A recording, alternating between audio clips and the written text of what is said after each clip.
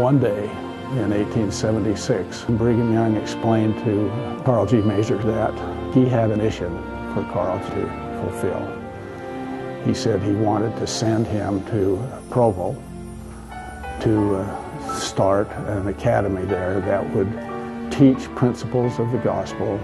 Carl asked him, "What should I be guided by?" And Brigham said, "Well, you should be guided by the principle that nothing should be taught at that school, the alphabet or mathematics, without the Spirit of the Lord." And he took that to heart. Abraham Smoot was the president of the stake and thus had responsibility for the academy. He and his board of directors met with Carl G. Mazur and offered him a salary to be paid from such as was collected or available. And that included pears and squash and apples and things like that. There was very little in the way of monetary reward. So they were sacrificing hugely to come and be part of this great institution. My parents, Verlin and Shirley Andersen, had desired their children to have a private education where they could speak freely of our Heavenly Father and of the gospel and the scriptures in the classroom.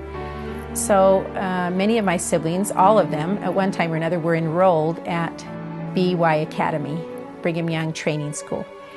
And we enjoyed that school and that experience very much. They were excellent teachers. And we had a good experience there. We loved our teachers, and my father wanted me there because he said these teachers will all be teaching you the gospel as part of their classes. We felt blessed to have that opportunity.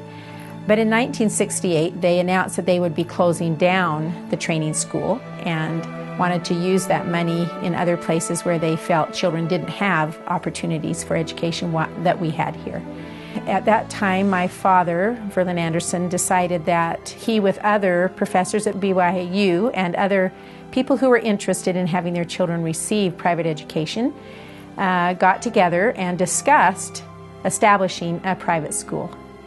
And that is how American Heritage School came about. They didn't have any place to go initially. They started out, doing it in people's homes, but then they wanted to expand it. And they were all people they were like pioneers. We began looking for a place that maybe we could start a private school. And my husband went up to Salt Lake and talked to Elder Benson if he knew any buildings that would be available. And he said, "Well, the first building that comes available, we will let you know about it."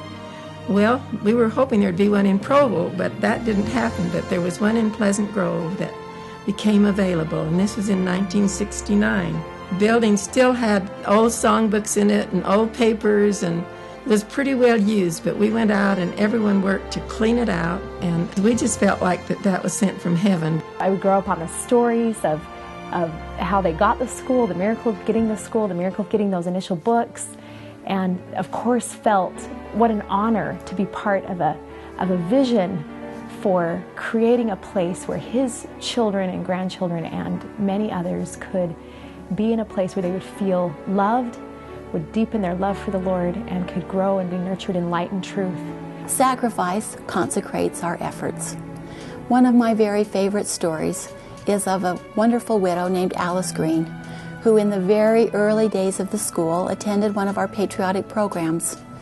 After the program, she went up to Brother Verlin Andersen and said to him, "What can I do to help you?" He very good-naturedly answered, "You could pay off our mortgage." Within a couple of weeks, Mrs. Green sent a check to cover the rest of the mortgage on the school, and American Heritage has been free of debt ever since. I became involved with American Heritage School when our two youngest children were enrolled. They were in 4th or 5th grade. And this was my first up-close experience in American Heritage School. It was such a marvelous thing that even after my children have graduated, I've wanted to continue to bless the lives of people just as my children have been blessed. I feel I owe it to the next generation to be involved. And just as the Andersens have seen their children and then their grandchildren be involved, I hope that my grandchildren can return to American Heritage and receive that kind of education. So many people I have spoken with in this building who are interested in what we do here. comment on what a beautiful building this is. And my response is always, yes, this is a beautiful building, but the most beautiful thing is what occurs here. The principles that we plant deeply in the hearts of the children. We define principle as a basic truth, and that is what we teach them each and every day. All of our curriculum, all curricular subjects are based on the gospel of Jesus Christ and His truths.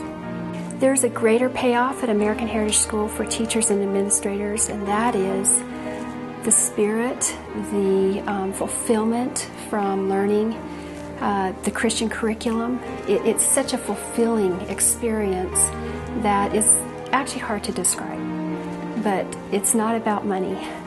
The more I listened to the purposes, the mission statement of the school, the more I realized that this was a carryover from Carl G. Mazur's principles that he inculcated in the academy back in 1876. Think of that, how long that's been, and to see that survive in such force and in such beautiful surroundings was really impressive to me. Our largest desire for our graduates from our school is that they will be useful in the hands of God in building His kingdom. I don't think there's anything greater that we can be than be useful to our Father in heaven.